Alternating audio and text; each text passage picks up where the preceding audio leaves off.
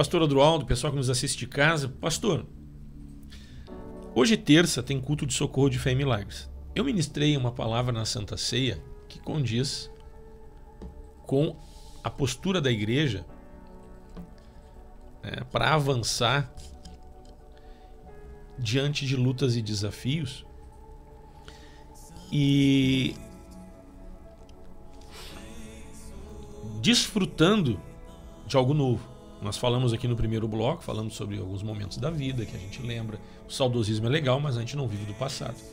Nós devemos considerar a história, né, e devemos também continuar permitindo que o Espírito de Deus possa continuar escrevendo uma história de vida bonita, né? Uma história de vitórias, de desafios, mas de vitórias. E ali em Números 14, nós vamos ter ali o povo de Israel, quando chegou diante da Terra Prometida, depois de ter passado por tantas experiências desafiadoras, mas de forma que eles foram, através da graça de Deus, vencedores. Então eles viram os milagres acontecendo. Eles viram muitas coisas lindas que aconteceram aí. Mas diante de um novo desafio, uma nova etapa, um novo momento, até nós falamos isso na virada do ano, né, sobre esse texto também. A gente vê aqui que a circunstância às vezes traz uma certa se mostra desafiadora e de alguma forma ela acaba oprimindo o ser humano, né? Uma pessoa que está oprimida, ela acaba sendo vencida mesmo antes de entrar no campo de batalha. A pessoa oprimida, ela já entra derrotada, né? Ela já entra com um sentimento de inferioridade, de incapacidade, né, diante das adversidades. E na Santa Ceia eu ministrei sobre a condição, o que nos leva a desfrutar, né, de algo e vencer algo que é até mais forte do que nós. Como tu vence algo que é mais forte do que você, né? Então a postura da igreja, como é que a gente se fortalece. Falei sobre a questão de humildade, de ser humilde, de andar na dependência de Deus. Então foi nessa direção, nesse viés, a abordagem da ministração na Santa Ceia foi a questão de ser humilde, andar na dependência de Deus, ter uma vida de entrega, né? E nessa dependência de Deus, nessa humildade que nos faz reconhecer que não somos nós, é Deus quem faz através de nós, é Deus que nos dá vitória, nós vamos desfrutar da graça e da unção e do poder de Deus. Mas hoje eu queria falar sobre o mesmo texto, mas falando um pouco sobre a questão da opressão. A opressão não necessariamente é você já ter enfrentado a circunstância, mas eu creio que a opressão às vezes ela se dá com uma antecipação de uma situação que você vai enfrentar, e aí você já entra com o teu psicológico comprometido. O teu psicológico já entra, né? Então já entra abalado, já entra, né, oprimido. Então a opressão, né, ela acaba humilhando a pessoa. Eu falei sobre a questão do ser humano se humilhar. Quando você se humilha, então, é uma disposição voluntária de coração. Quando você se humilha por uma questão voluntária de se sujeitar a Deus, você se torna vencedor. Agora, quando você é humilhado pela circunstância, você está sendo oprimido. E esta opressão, é interessante que as duas situações são uma situação de humilhação. Uma, você é humilhado pela circunstância, você é oprimido. E a outra, você tem uma disposição de se humilhar, no sentido de se sujeitar a alguém que é mais forte do que você, né, na dependência de Deus, e aí você acaba vencendo. Quando nós olhamos a escravidão, o escravo, ele não se humilha, ele é humilhado. É verdade. O escravo, ele não se humilha, não é algo voluntário, é involuntário. Ou seja, ele está sendo obrigado a se humilhar. Então esta humilhação, né, ela se dá muitas vezes uma questão de opressão. E às vezes as pessoas estão sendo oprimidas e humilhadas mesmo antes de entrar em campo. Ela já entra com o psicológico abatido. O jogador de futebol, os times de futebol, a questão da organização, eles falam muito a questão de técnico, ser um bom técnico no vestiário.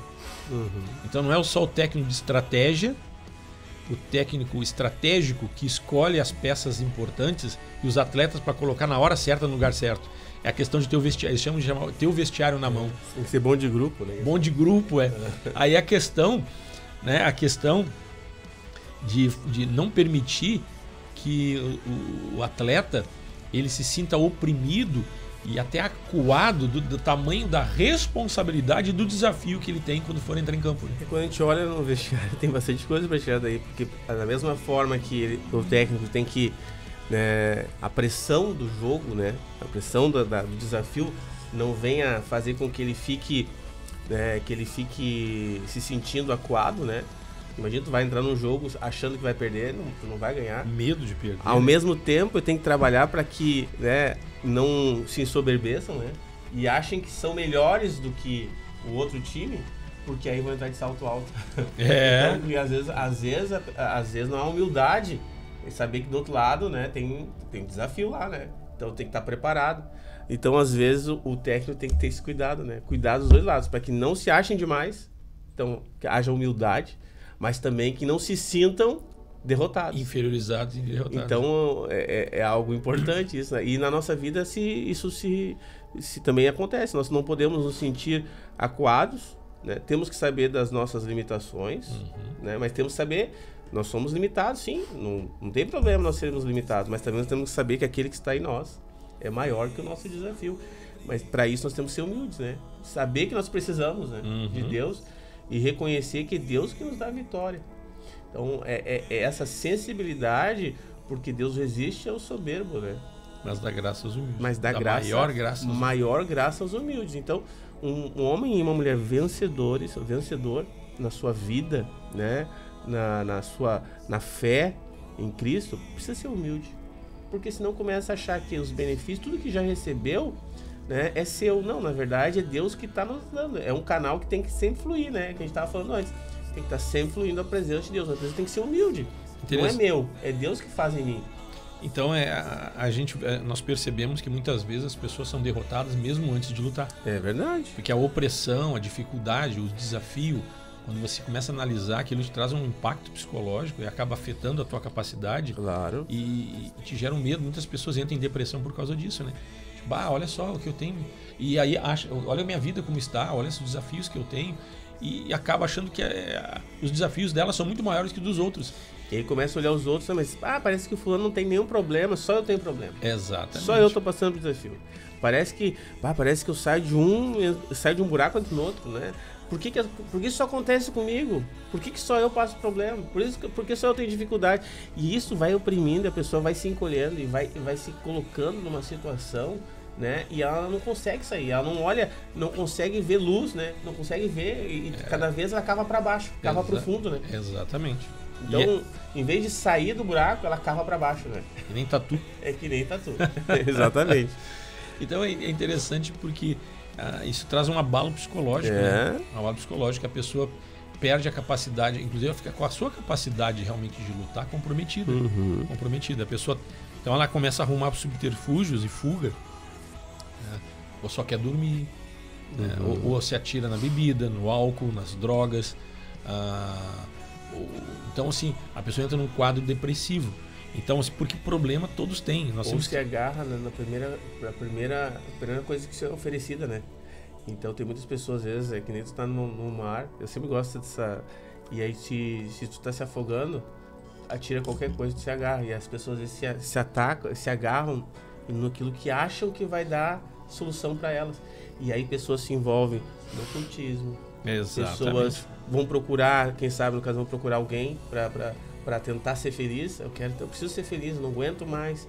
E meu casamento não vai dar mais certo, e sai um relacionamento fora do casamento. E aí, cada vez vão ficando aí entra o adultério, entra a droga, entra álcool. Exatamente. Entra a questão do ocultismo. Então, existem surgem caminhos alternativos. Porque o ser humano acaba se sentindo, como eles disseram aqui antes, né? A gente se vê como um gafanhoto. A gente parece gafanhoto, fraquinho. Então, veja bem, o desânimo. O desânimo não significa que você foi derrotado. Às vezes o desânimo ele vem por causa da opressão das adversidades. Você olha, você percebe que tem, quando nós estávamos falando antes, uma atmosfera, um ambiente que não é promissor. Aí você se sente oprimido. Então, assim, antes mesmo de fazer algo, de buscar uma alternativa, você já está sofrendo aquilo. Jesus, quando foi, antes de ser preso, ele foi para o Getsemane. Ele disse: a minha alma está profundamente triste, angustiada até a morte. Então ali ele estava sendo oprimido mesmo antes de ir para a cruz. A opressão, né, de imaginar, né? Então, e a opressão de pecado da humanidade ele já estava sofrendo de forma antecipada ali. Então a gente começa a olhar uma situação como essa e a gente percebe o seguinte, que é na humildade que Jesus disse: Pai, afasta de mim esse cálice, Pai, que não seja o que eu quero, seja o que tu queres. Que não seja a minha vontade, mas seja a tua. Ele se colocou numa dependência. E ele se colocou numa dependência quando ele veio a este mundo, né? Em Filipenses diz que ele se esvaziou de si mesmo. Se esvaziou de si mesmo, assumindo a forma de servo. Então, isso é uma questão de humildade. E aí nós vemos aqui que a opressão e esse sentimento de incapacidade, de opressão que se lança no psicológico, no ser humano, ele acaba também levando o ser humano à murmuração. E veja que veio aqui um sentimento de morte para eles, né? Claro. Veio um desejo de morte. Todos os filhos de Israel murmuraram contra Moisés e contra Arão e a toda a congregação. Lhes disse: tomara tivéssemos morrido na terra do Egito. Pensa bem. Alguém que viu todos os milagres que Deus fez.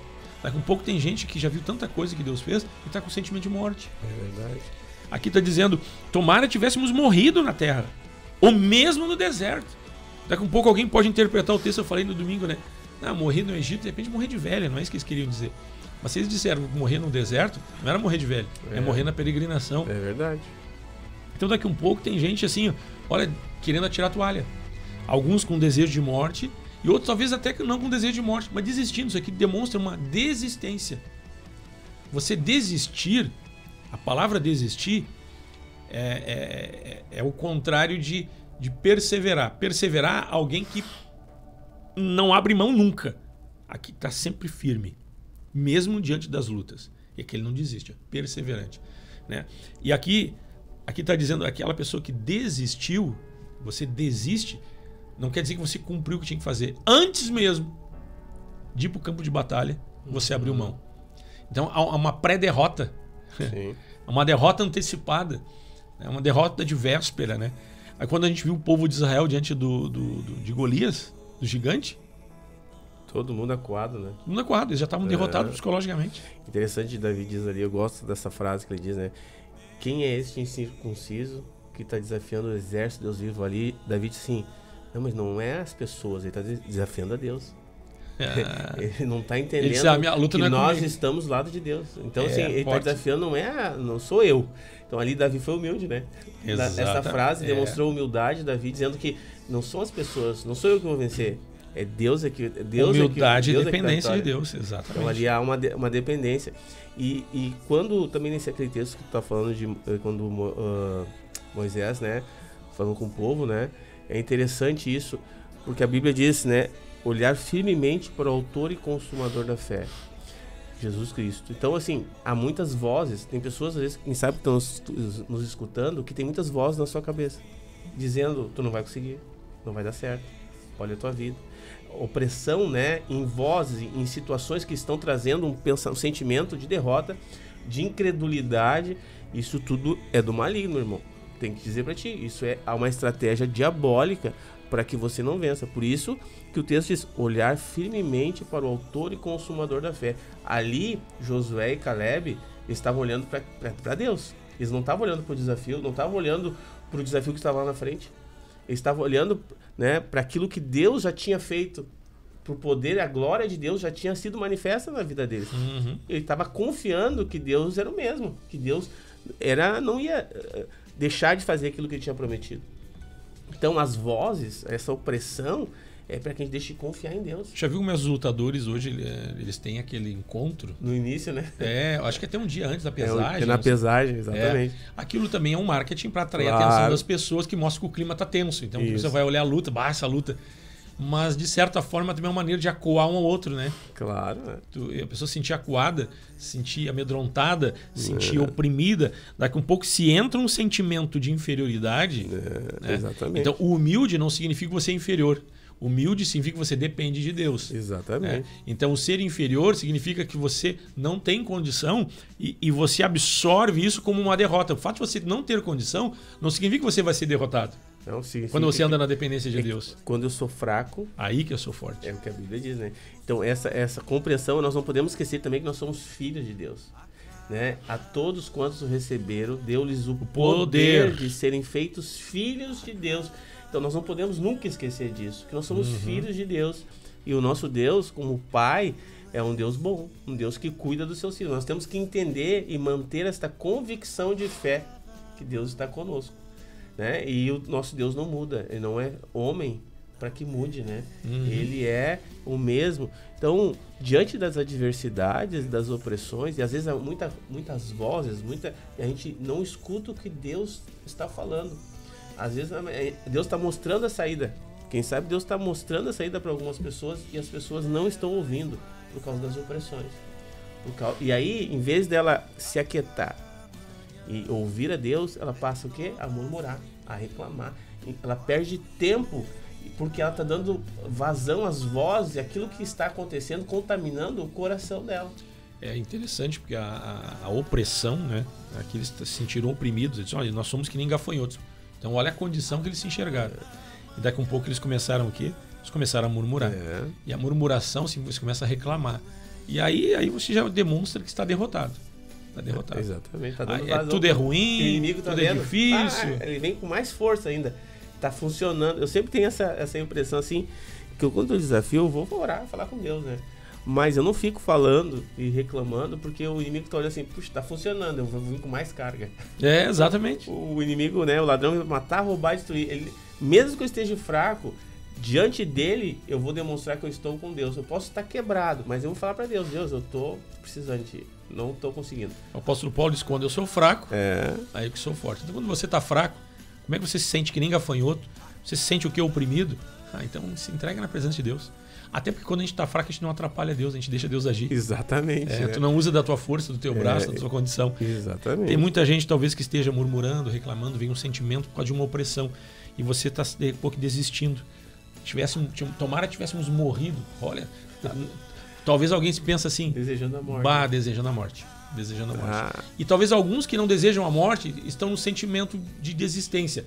Logo depois de você desistir, depois de um período de você desistir, tirar a toalha, não dá, não tem jeito, começar a reclamar e murmurar, o próximo passo é desistir da vida.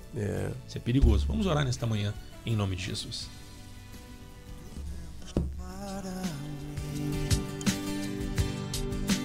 Tu és fiel, eu só confio. Obrigado, Pai, nós te louvamos nesta manhã, obrigado pelo teu amor, a tua graça, a tua bondade, o teu carinho para conosco. Nós oramos uns pelos outros, oramos pela igreja, oramos pelos nossos irmãos, oramos por cada um que nos assiste e nos escuta. Pessoas que, Senhor, estão oprimidas, machucadas, estão com sentimento de inferioridade, estão, Senhor, oprimidas por circunstâncias adversas, pensando em desistir, caíram numa murmuração, numa reclamação por Senhor, porque o coração foi tomado por uma opressão. Nós repreendemos todo o atuar das trevas, repreendemos todo o mal, declaramos a derrota do diabo em nome de Jesus. Pai. Ministramos o poder do Evangelho, Senhor, quebrando cadeias e amarras, e as opressões desapareçam agora. As opressões perdem o efeito neste coração, nesta mente, nesta alma. Nós oramos declarando você livre, livre, livre em Cristo, mais do que vencedor. Nós te abençoamos nesta manhã, ministramos cura aos enfermos, Paizinho querido. Se alguém enfermo neste momento, com algum tipo de dor, uma enfermidade, que esta enfermidade desapareça em nome de Jesus. Nós declaramos o teu milagre, a opressão perde o efeito. Nós declaramos que você é fortalecido no Senhor e na força do seu poder. Em nome de Cristo oramos. Muito obrigado, Deus. Amém, amém e amém.